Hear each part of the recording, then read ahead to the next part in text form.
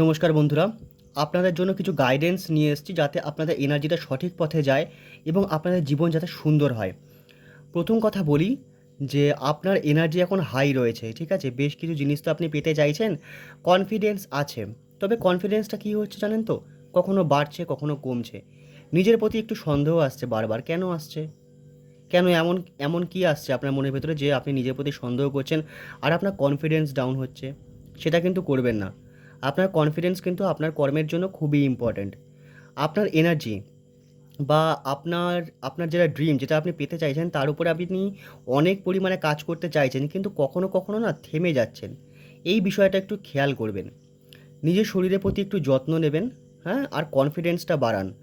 একটু মেডিটেশন করুন বা কখনো কখনো একা বসুন। একা বসুন, চোখ বন্ধ করে, কোনো ফোন নয়, কোনো বই নয়, কিচ্ছু নয়। ঠিক আছে? আপনি দেখবেন আপনার কনফিডেন্স আস্তে আস্তে বাড়ছে। আপনার এনার্জিকে একটা সঠিক দিশা দিন। যে জায়গায় আপনার এনার্জিকে ইনপুট করলে আপনি কিছু আউটপুট পাবেন, সেই জায়গায় এনার্জিকে দিন। একটা ভালো খবর বলি, সেটা হচ্ছে আপনি বেশ কিছু জিনিস পেতে চলেছেন। কিন্তু তার জন্য সঠিক পথে আপনাকে যেতে হবে।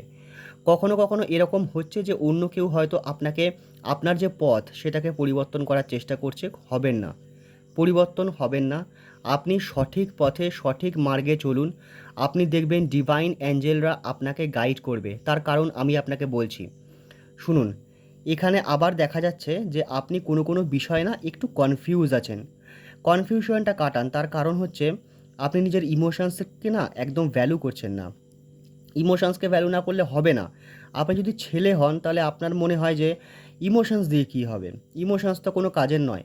আমি বলি, ইমোশনস সবথেকে পাওয়ারফুল এনার্জি।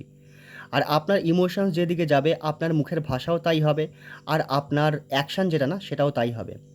ম্যানিফেস্টেশনের প্রথম রাস্তা হচ্ছে আপনার ইমোশনসকে কন্ট্রোল করা। কিছু জিনিসকে পেতে হলে আপনার ইমোশনসকে কন্ট্রোল করতেই হবে। তাই কনফিউশনকে কাটান, দুটোর মধ্যে একটাকে চুজ করুন। দুটোর মধ্যে বারবার কনফিউজড হওয়ার কোনো প্রয়োজন নেই, ওকে? আর ইমোশনসের প্রতি একটু ভ্যালু দিন।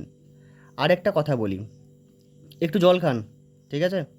একটু ঠিকঠাক জল খান। জল খাওয়াটা হয়তো আপনার একটু কম হচ্ছে, এটা একটু খেয়াল রাখুন।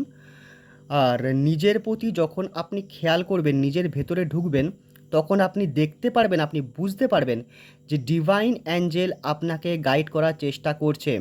কিন্তু ডিভাইন অ্যাঞ্জেলের একটা রুলস আছে। সে কখনো আমাদের ফ্রি উইল অথবা আমাদের নিজের মনের ইচ্ছার বিরুদ্ধে যেতে পারে না। যত অবধি না আপনি তার গাইডেন্স চাইবেন, তত অবধি সে আপনাকে গাইড করতে পারবে না। তার জন্য আপনার তার কাছে গাইডেন্স চাইতে হবে, হেল্প চাইতে হবে। কিভাবে চাইবো? চোখ বন্ধ করবেন, নিজের ভেতরে ঢুকবেন, একটুখানি একা বসবেন, মনে মনে বলবেন, divine Angel please guide me, আমাকে সঠিক রাস্তায় নিয়ে চলো। অথবা কোনো একটা রাস্তা যদি আপনি চলছেন, আপনি বলুন সেই রাস্তায় যাতে আপনি সাকসেস পান, তার জন্য যাতে আপনাকে গাইড করে। ডিভাইন অ্যাঞ্জেল কিন্তু আপনাকে গাইড করতে চায়, ওকে? ওভারঅল একবার বলে দিই, নিজের এনার্জিকে একটা সঠিক দিশা দিন।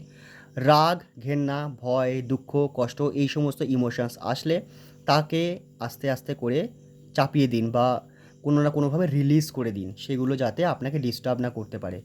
আপনি যেটা চাইছেন না আপনি সেটা পেতে চলেছেন, কিন্তু তার জন্য আপনাকে সঠিক পথে চলতে হবে। কনফিউশন একদম রাখবেন না, দুটোর মধ্যে কোনটা চুজ করবো এরকম জিনিস করবেন না। আর নিজের ইমোশনসকে ভ্যালু দিন, ঠিকঠাক জল খান, আর ডিভাইন অ্যাঞ্জেলসের কাছে আপনি আপনার জন্য গাইডেন্স চান। আপনি দেখবেন সময় পরিবর্তন হবেই হবে। Thank you very much. Thank you.